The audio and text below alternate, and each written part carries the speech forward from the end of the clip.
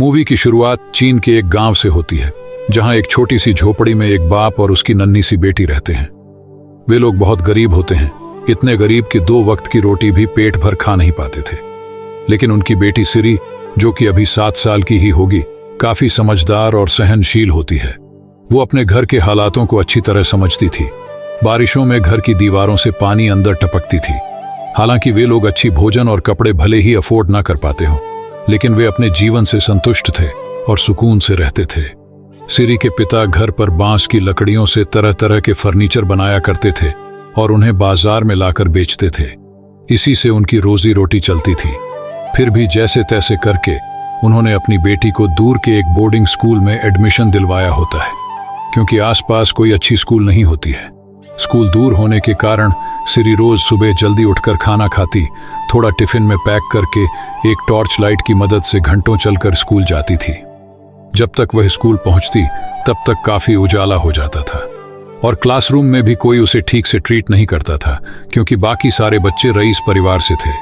और फिर हमें पता चलता है कि हमारी सिरी तो अपनी क्लास की टॉपर भी होती है। शायद इसीलिए बाकी बच्चे सिरी से जलते होंगे। फिर अगले सीन में हम देखते हैं कि सिरी अपनी एक क्लासमेट की हेयर बैंड देख रही होती है। उसे भी ऐसा ही हेयर बैंड अपने बालों पर लगाने का मन होता है, लेकिन अपने घर के हालातों को देखकर वो अपने पापा से किसी भी चीज की डिमांड नहीं करती थी। और ऐसे ही एक दिन स्कूल में एक मोटा बच्चा उसके पास आकर उसकी टिफिन को नीचे जमीन पर गिरा देता है। और ये सिरी का पूरा दिन का खाना होता है, इसलिए वो रोते हुए जमीन में पड़ी हुई खाने को उठाने लगती है। और कभी कभार जब घर पर मटन या चिकन बना होता है तो सिरी के पापा, मुझे तो मटन पसंद ही नहीं है, कहकर अपनी प्लेट से भी निकालकर सिरी को ही देने लगते। लेकिन बेटी अपने पापा की सारी चालाकियों को पूरा समझती थी और कहती, पापा, अगर आपको मटन पसंद नहीं है तो मुझे भी नहीं है, मैं भी नहीं खाऊंगी। ऐसा कहकर पापा को डांट लगाती थी। और ऐसे ही दोनों बाप और बेटी एक दूसरे के लिए सहारा बने होते हैं। फिर एक दिन रात में काफी बारिश हो रही होती है और घर की छत से पानी टपक रहा होता है। सिरी एक बर्तन को हाथ में लिए हुए पापा को बुलाकर कहती है, पापा, आज तो पहले से भी बड़े होल्स हो गए हैं। और पापा भी देखकर सिरी से कहते हैं, कुछ दिन बाद मैं सेब बेचने बाजार ले जाऊंगा। फिर वो महिला वहां से अपनी कार में चली जाती है। इधर सिरी को उस महिला की थप्पड़ की वजह से नाक से खून बहने लगता है और वे अपनी बेटी को लेकर हॉस्पिटल जाते हैं, जहां डॉक्टर उसकी मरहम पट्टी करके घर भेज देते हैं। इधर घर पहुंचने पर सिरी उदास होकर बैठ जाती है। जब उसके पापा उसे खाना खाने के लिए बुलाते हैं तब वो पास जाकर बोलती है, पापा, आज मेरी वजह से उस आंटी के चेहरे पर चोट लगी। मुझे उनके लिए बहुत बुरा लग रहा है। अगर वो मुझे किसी दिन मिली तो मैं उनसे जरूर माफी मांगूंगी। और उसके पापा कहते हैं, बेटा, तुम्हारी कोई गलती नहीं थी, वो सब गलती से हुई थी, अब इसे भूल जाओ, कहकर समझाते हैं। और वही दूसरे दिन जब सिरी सुबह उठकर मुंह धोने लगती है तो फिर से उसकी नाक से खून बहने लगता है। वो उसे खुद साफ करके होमवर्क करने बैठ जाती है। कुछ देर बाद उसकी नाक से एक और बार खून बुक पर टपकती है और ऐसे ही अब तो बार बार उसकी नाक से खून बह रहा होता है। फिर कुछ समय बाद उसके पापा भी घर आ जाते हैं। सिरी की नाक में खून देख घबराते हुए वे उसे तुरंत हॉस्पिटल ले जाते हैं और वहां डॉक्टर के चेक करते समय सिरी के पूरे शरीर पर छोटे छोटे लाल स्पॉट आए होते हैं। ये देख थोड़ा सीरियस होकर वो डॉक्टर सिरी को शहर के किसी बड़े हॉस्पिटल ले जाने का सुझाव देता है और उसके अगले ही दिन दोनों बाप बेटी शहर के लिए रवाना हो जाते हैं। और अस्पताल पहुंचने के बाद भी सिरी की नाक से लगातार खून बह रहा था। टिकट लेने लाइन में बैठा हुआ पिता अपनी बेटी की यह दुर्दशा देख घबरा जाता है। तभी एक नर्स, जो कि आज ही यहाँ ज्वाइन हुई होती है, सिरी की ऐसी कंडीशन देख बच्ची को जल्दी इमरजेंसी वार्ड में ले जाने को कहती है। वहां डॉक्टर के चेक करने के बाद पता लगता है कि वास्तव में सिरी को ल्यूकीमिया अर्थात ब्लड कैंसर हुआ होता है, इसलिए उसका जल्द से जल्द इलाज होना आवश्यक है। साथ ही इलाज के लिए 3 लाख रुपए की बंदोबस्त करने के लिए वो डॉक्टर गौवा को कहते हैं। ये बात सुनकर गुआ के पैरों तले जमीन खिसक जाती है, क्योंकि 3 लाख उसके लिए बहुत बड़ी रकम होती है। वह उदास होकर बैठ जाता है। फिर गांव से अपनी दीदी को सिरी का अस्पताल में ख्याल रखने के लिए बुला लेता है और खुद पैसों का इंतजाम करने गांव चला जाता है। माफ कीजिए दोस्तों, मैं आपको बताना भूल गया था। एक्चुअली सिरी के पापा का नाम गौवा होता है, और अब से हम उसे इसी नाम से बुलाएंगे। फिर गौवा सीधा अपने एक दोस्त के पास मदद के लिए जाता है और उसे अपनी सारी परेशानी सुनाता है। उसका दोस्त उसे दिलासा देते हुए कहता है, ये लो, मेरे पास इतने ही पैसे हैं, ज्यादा चिंतित मत हो, तुम्हारी बेटी को कुछ नहीं होगा। कहकर अपने पास जितने थे उतने पैसे दे देता है। गौवा गांव के लोगों से मदद के लिए गुहार लगाता है और कुछ दयालु जन अपनी क्षमता अनुसार जितना वे कर सकते थे उतना उसे हेल्प कर देते हैं। लेकिन इतना काफी नहीं था, इसीलिए गौवा गांव के मुखिया के पास जाकर अपनी बेटी की बीमारी के बारे में उसे बताता है और कुछ पैसे उधार मांगता है। लेकिन मुखिया उसकी बातों को अनसुना कर अपने दोस्तों के साथ जुआ खेलने में मस्त होता है और उल्टा उनमें से एक व्यक्ति गौवा से कहता है, तुम्हारी वजह से मैं हार गया पनौती, कहकर उसे बुरा भला सुनवाता है। और फिर मुखिया गौवा से कहता है, मेरे पास पैसे नहीं हैं, जो थे वो सब बिजनेस में लगा दिए, और उसे वहां से भगा देता है। गौवा भी लाचार होकर वहां से लौटकर अपने दोस्त के पास आता है और उसे कहता है, बेटी की इलाज के लिए अब मेरे पास घर बेचने के अलावा कोई चारा नहीं है। यह सुनकर उसका दोस्त गौवा को समझाते हुए कहता है, देखो भाई, अगर तुमने घर बेच भी दी तो वे पैसे काफी नहीं होंगे, और अगर बेटी ठीक भी हो गई तो कहां लाकर रखोगे उसे। इस पर वह उसे एक बार अमल करने को सुझाव देता है। और इधर अस्पताल में सिरी अपने बिस्तर के बगल वाले बच्चे से बात कर रही होती है। वे दोनों अब तक एक दूसरे के साथ घुल मिल गए होते हैं। उस मरीज बच्चे के पिता पेंटर होने के कारण अपना काम अस्पताल में ही कर रहे होते हैं। फिर सिरी उनसे पूछती है, अंकल, आप क्या बना रहे हो।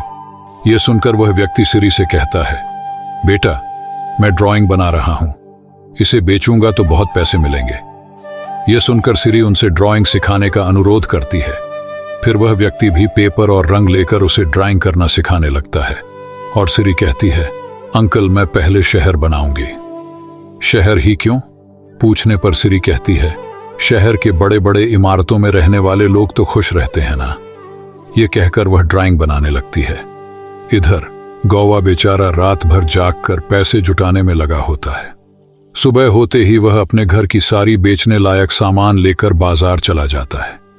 अब वह पहले जिस दाम में सामान बेचा करता था उसे कहीं सस्ती भावों में बेच रहा होता है, लेकिन कोई भी उसका सामान खरीद ही नहीं रहा होता है। इसलिए वह आंखों में आंसू लिए चिल्ला चिल्ला कर ग्राहकों को बुला रहा होता है। कुछ दिनों बाद गौवा बेटी से मिलने अस्पताल आता है। वहां सिरी पापा को इतने दिनों बाद देखकर खुश होकर अपनी बनाई हुई ड्राइंग दिखाने लगती है और कहती है, पापा, आपको पता है, ड्राइंग बेचने से बहुत सारे पैसे मिलते हैं। मैं भी अब ढेर सारी ड्राइंग बनाऊंगी और उन्हें बेचकर हम एक बड़ा सा घर खरीदेंगे। और गौवा भी मुस्कुराते हुए अपनी बेटी की बातों में हामी भरता है। फिर जब सिरी पूछती है, मेरे इलाज के लिए बहुत सारे पैसे लगने वाले हैं क्या, तो गौवा कहता है, तू फिक्र मत कर बेटा, मैं मैनेज कर लूंगा। कहकर वह उसे समझाता है। लेकिन गौवा को अब क्या करना है कुछ समझ नहीं आ रहा होता है। इसलिए वह बैंक के अंदर आकर एक कोने में खड़ा हो जाता है और पैसे चुराने के बारे में सोचता है। और फिर एक महिला के पीछे पीछे उसे फॉलो करने लगता है, लेकिन उसका आत्मसम्मान उसे यह करने से रोक लेती है। फिर वह दिन रात न कहकर जो जैसा काम मिला पूरी जान लगाकर करने लगता है। लेकिन इतनी मेहनत भी काफी नहीं हो रही होती है।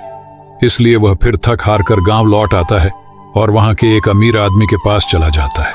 और पैसे के लिए वह उसके आगे रोते हुए गिड़गिड़ाने लगता है और कहता है, मेरी मदद करो सेठ, मुझे पैसों की सख्त जरूरत है। मैं कैसे भी आपके पैसे लौटा दूंगा, और अगर मैं मर भी गया तो मेरी बेटी बहुत होशियार है, वह बड़ी होकर आपके पैसे दे देगी।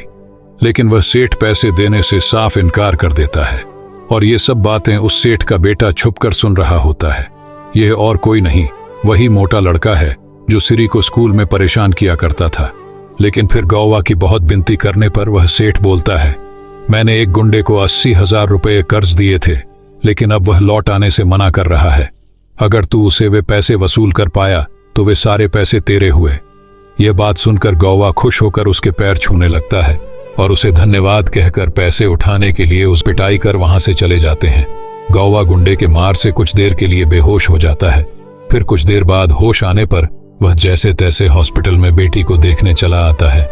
वहां बेटी पापा के चेहरे पर चोट के निशान देख सवाल पूछती है। गौवा टालते हुए कहता है, कुछ नहीं बेटा, काम करते वक्त छोटी सी खरोंच लग गई थी। फिर जब सिरी अपने पापा को ड्राइंग दिखा रही होती है तब वह पापा के हाथ पर बने बड़े बड़े निशान देख लेती है। गौवा उन्हें छुपाने की कोशिश करता है, लेकिन सिरी छोटी होकर भी सब कुछ समझती थी और वह जोर से पापा को गले लगाकर रोने लगती है। और कुछ दिनों बाद गौवा की दीदी अपने भाई की यह हालत देखकर सिरी को उसी अस्पताल में छोड़कर गांव लौट जाने का सुझाव देती है। वह कहती है यहां उसे बेवारिस समझकर अस्पताल वाले खुद ही उसका इलाज कर देंगे, लेकिन गौवा ऐसा करने से मना कर देता है। वह दीदी को समझाते हुए कहता है, दीदी आपको तो सब कुछ पता ही है, वह बेचारी पहले अपने ही माँ बाप से ठुकराई जा चुकी है, मैं उसके साथ दोबारा ऐसा कैसे कर सकता हूँ। इससे अच्छा तो मैं उसे बिना इलाज कराए घर ले जाऊंगा और उसकी मौत के दिन गिनकर बैठना पसंद करूंगा। ऐसा कहते हुए गौवा बहुत भावुक हो जाता है और तब जाकर हमें यह पता चलता है कि वास्तव में सिरी तो गौवा की अपनी संतान होती ही नहीं है। वह तो गौवा को जंगल में लकड़ी काटते वक्त मिली हुई होती है और उसी दिन से वह सिरी को अपनी बेटी मानकर पाल रहा होता है और यह सब उसकी बेटी सिरी को भी पता होती है और ऐसे ही दोनों बाप बेटी इस संसार में एक दूसरे के लिए सहारा बने होते हैं। फिर अंदर कमरे में जाने पर सिरी रोते हुए चित्र बना रही होती है और गौवा को देखकर कहती है, पापा देखो मैंने हमारी घर बनाई है जहां से पानी भी नहीं टपकता। और गौवा बेटी को रोते हुए देख उसे दिलासा देते हुए पूछता है, क्यों रो रही हो बेटा, क्या हुआ। और वह, पापा मैं इलाज नहीं करूंगी, मुझे अपने माँ बाप ने तो ठुकरा दिया था, फिर मेरी जैसी अभागिन को मर जाने दो पापा, मैं आपको और कष्ट नहीं देना चाहती, चलो घर चलते हैं। वह रोते हुए बोली और उसे कसकर गले लगा लिया। यह दृश्य देखकर वहां खड़े सभी लोग भी रोने लगे। उसी दिन गौवा ने टॉयलेट में किडनी बेचने के लिए 1 नंबर दीवार पर लिखा हुआ देखता है। फिर उसने उस नंबर पर कॉल किया। वह व्यक्ति किडनी के बदले उसे 3 लाख रुपए देने को राजी हो जाता है। साथ ही वह व्यक्ति गौवा से बुकिंग के लिए थोड़े पैसे एडवांस में मांगता है। हताश गौवा अपनी किडनी बेचने के लिए अपने पास से कुछ पैसे उस किडनी दलाल को देता है और अस्पताल लौट जाता है, लेकिन वहां सिरी अपने बिस्तर पर नहीं होती है, इसलिए हताश होकर सभी लोग उसे ढूंढने लगते हैं। फिर सिरी आसपास कहीं नहीं मिल रही होती है। काफी ढूंढने के बाद आखिरकार वो वहीं अस्पताल के बाहर अपनी बनाई हुई ड्राइंग को बेचने के लिए सड़क पर बैठी हुई होती है। ये देखकर वहां मौजूद सभी लोग भावुक हो जाते हैं। सिरी पापा से कहती है कि वह उसकी मदद करने के लिए ड्राइंग बेच रही थी, लेकिन कोई खरीद नहीं रहा है। यह सुनकर गौवा उसे गले लगाता है और कहता है, चिंता मत करो बेटा, मैंने पैसे जोड़ लिए हैं। अगले दिन गौवा उस किडनी दलाल को मिलने जाता है, लेकिन वह तो उसके पैसे खाकर पहले ही रफू चक्कर हो चुका होता है। उसका फोन भी स्विच ऑफ आ रहा होता है। इस पर गौवा दुखी हो जाता है और अब बेटी के इलाज का कोई उपाय न देखकर वे लोग सिरी का इलाज कराए बिना ही घर लौट रहे होते हैं। और फिर रास्ते में वह पापा से हेयर बैंड खरीदने और उसकी एक फोटो खींचने के लिए बोलती है। वह कहती है, पापा जब मैं मर जाऊंगी तब आपको मैं याद आई तो आप मेरी फोटो देख लेना। उसकी मुंह से ऐसी बातें सुनकर गौवा स्तब्ध रह जाता है। उसकी आंखों में आंसू भर आते हैं। वह सिरी को हौसला देते हुए कहता है, ऐसी बातें मत कर बेटा, तू बिल्कुल ठीक हो जाएगी। फिर वह बाजार में रुककर उसके कहे अनुसार उसे हेयर बैंड दिलवा देता है और साथ ही वे लोग साथ में फोटो भी खिंचवा लेते हैं। और इधर अस्पताल में सिरी की देखभाल करने वाली नर्स अपनी बहन को, जो कि एक रिपोर्टर होती है, उसे फोन कर सिरी की स्थिति को लेकर रोते हुए सारी बातें बताती है। अगले ही दिन दोनों बहनें गौवा के गांव चली आती हैं और दोनों बाप बेटी का इंटरव्यू लेने लगती हैं। गौवा उन्हें इंटरव्यू में बताता है कि कैसे उसे 7 साल पहले सिरी जंगल में मिली थी और अब तक की सारी बातें उन्हें बता देता है। रिपोर्टर गौवा और सिरी की कहानी सुनकर बहुत प्रभावित होती है। वह अपनी रिपोर्ट में उनकी कहानी को प्रकाशित करने का फैसला करती है। रिपोर्ट प्रकाशित होने के बाद गौवा और सिरी की कहानी शहर भर में चर्चा का विषय बन जाती है और फिर तो सिरी को बचाने के लिए अभियान सा शुरू हो जाता है और अधिकांश लोग उसकी मदद करने के लिए आगे आते हैं। और फिर यह न्यूज़ वायरल होने के बाद अस्पताल वाले खुद सिरी को लेने उसके गांव चले आते हैं और उसकी कहानी को टीवी में देखकर वही गुंडा जिसने पहले गौवा की पिटाई की होती है, वह भी शर्मिंदगी महसूस करने लगता है और वह भी सिरी को पैसे देकर मदद करता है।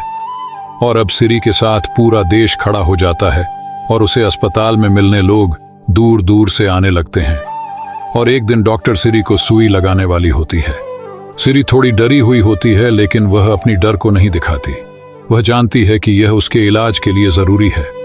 डॉक्टर सुई लगाने से पहले सिरी को थोड़ा दर्द होने की बात बताती है। सिरी जवाब देती है, डॉक्टर जी, अगर मेरी बीमारी ठीक होती है तो मैं कैसा भी पीड़ा सह लूंगी।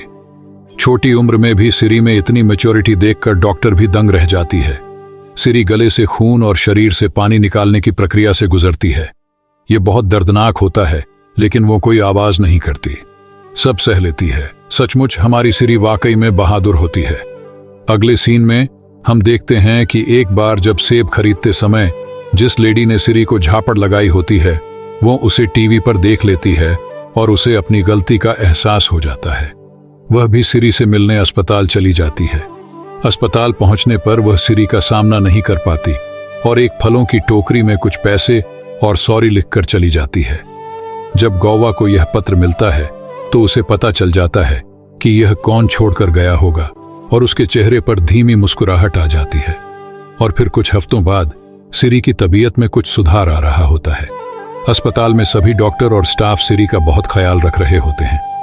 एक दिन डॉक्टर गौवा को अपने पास बुलाकर कहती हैं कि सिरी की बोन मैरो बदलने के लिए उसकी बोन मैरो का किसी से मैच होना जरूरी है, जो कि बहुत दुर्लभ है।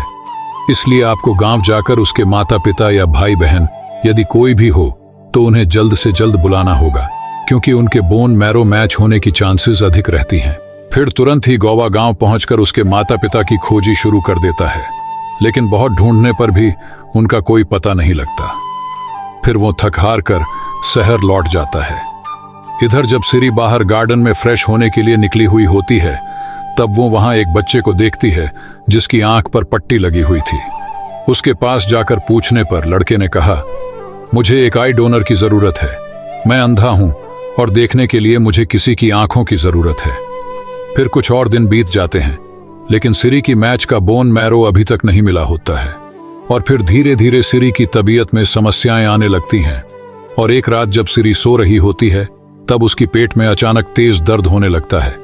और फिर डॉक्टर उसे चेक करके कहती है कि सिरी की तबीयत दिन प्रतिदिन बिगड़ती जा रही है। अब उसकी स्थिति बहुत नाजुक है, इसलिए कुछ भी खाने को मत दीजिएगा, वरना कुछ भी हो सकता है। डॉक्टर की ऐसी बातें सुनकर गौवा घबरा जाता है। अगले दिन डॉक्टर सिरी के पास आती हैं और उससे बातचीत शुरू करती है।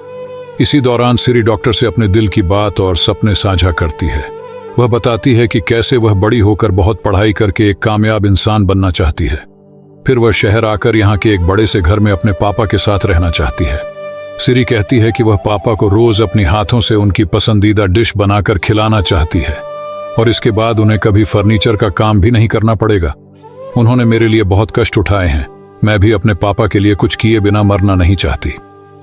सिरी डॉक्टर से अपने दिल की बात बताती है। ये सब बातें गौवा बाहर दरवाजे पर खड़ा होकर सुन रहा होता है। बेटी की ऐसी बातें सुनकर वह खुद को संभाल नहीं पाता और फूट फूट कर रोने लगता है। कुछ दिनों बाद सिरी की तबीयत पहले से भी खराब हो जाती है। उसकी हालत इतनी नाजुक होती है कि डॉक्टरों ने उसे 24 दिनों से कुछ खाने से भी सख्त मना किया होता है। एक दिन भूख से तड़पती हुई सिरी और भूख बर्दाश्त नहीं कर पाती और साइड में रखे हुए दूसरे मरीज का बचा हुआ नूडल्स खा लेती है।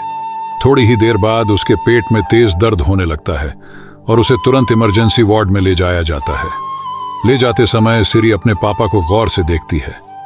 उसकी आंखों में उनके लिए अपार प्यार झलक रहा होता है। इमरजेंसी वार्ड में जब इलाज शुरू होने वाला होता है, तब सिरी डॉक्टर के कान में धीरे से कहती है, सॉरी डॉक्टर, मैंने आपका कहा नहीं माना। मुझसे भूख बर्दाश्त नहीं हुई और मैंने सामने पड़े हुए थोड़े नूडल्स खा लिए थे। अब अगर मैं मर भी गई तो मेरी आंखें आप किसी जरूरतमंद को दान कर दीजिएगा। इतना कहती हुई सिरी एक लंबी सांस लेती है और वही उसकी आखिरी सांस भी होती है। और कुछ इस तरह हमारी सिरी इस संसार को हमेशा के लिए अलविदा कह देती है। सिरी के गुजर जाने के बाद वहां मौजूद सभी डॉक्टर और नर्स बेहद दुखी हो जाते हैं। उनकी आंखों से आंसू रुक नहीं पाते हैं। सिरी की मृत्यु का दुखद समाचार पूरे देश में टीवी पर प्रसारित होता है और पूरा देश शोक में डूब जाता है। कुछ देर बाद नर्स सिरी का लास्ट लेटर लेकर रिपोर्टर के पास आती है, जो कि सिरी ने कुछ दिनों पहले ही उस नर्स को दी होती है। उस पत्र में सिरी ने अपनी भावनाओं और इच्छाओं को व्यक्त किया था। सिरी का अंतिम पत्र इस प्रकार था, दीदी, जब तक आपको यह पत्र मिलेगा शायद तब तक मैं इस संसार को छोड़कर जा चुकी होंगी, लेकिन आप हमेशा मेरी यादों में रहोगी। मुझे मदद करने वाले सभी लोगों को मेरा धन्यवाद पहुंचा दीजिएगा और मेरे इलाज के दौरान बचे हुए पैसों से मेरी तरह और गरीब बच्चे जिनके पास पैसे नहीं हैं उनकी मदद कर दीजिएगा। मेरे पापा मेरे जाने से टूट जाएंगे, इसलिए उन पर भी थोड़ा नजर रखिएगा। और आपको भी बहुत बहुत धन्यवाद मेरी इतनी मदद करने के लिए। सिरी का अंतिम लेटर पढ़कर वो रिपोर्टर भी काफी इमोशनल हो जाती है। अब सिरी की आखिरी विदाई का समय आ गया था। सब कुछ उसकी इच्छा अनुसार सजाया गया था। उसकी आंखें दान कर दी गई थीं ताकि कोई और व्यक्ति दुनिया को देख सके। गौवा अपनी बेटी को आखिरी बार हेयर बैंड लगाकर फूट फूट कर रो रहा था। उसकी आत्मा की शांति के लिए और उसे श्रद्धांजलि देने वहां बहुत सारे लोग आए हुए थे। सिरी की इच्छा अनुसार उसके इलाज के बचे हुए पैसों से उसी के जैसे गरीब बीमार बच्चों पर खर्च किए गए। उन बच्चों ने सिरी के बदौलत एक नई जिंदगी पाई। वे सभी बच्चे सिरी को याद करते हुए उसे धन्यवाद व्यक्त करते हैं और हमारी मूवी यहीं समाप्त हो जाती है।